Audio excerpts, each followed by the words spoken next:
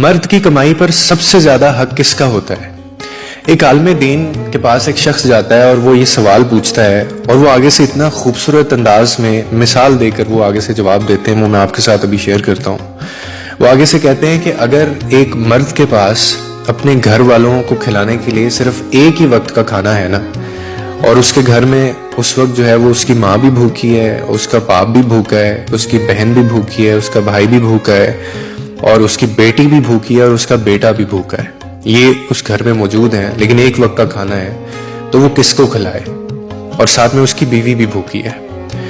تو وہ آگے سے کہتے ہیں کہ وہ ایک وقت کا جو کھانا ہے وہ صرف اور صرف اپنی بیوی کو دینا واجب ہوگا اس کے لیے۔ کیوں؟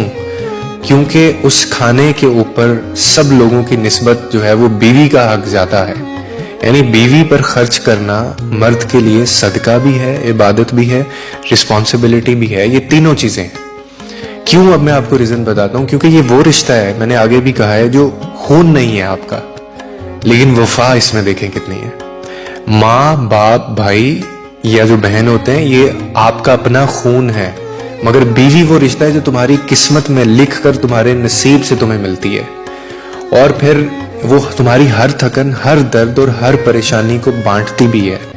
اس کے دل میں تمہارے لیے دعا بھی ہوتی ہے، تمہاری راہ میں قربانی بھی ہوتی ہے، اور پھر اللہ نے اسی رشتے کے بارے میں یہ فرمایا ہے کہ عورتیں تمہارے لیے لباس ہیں اور تم ان کے لیے لباس ہو۔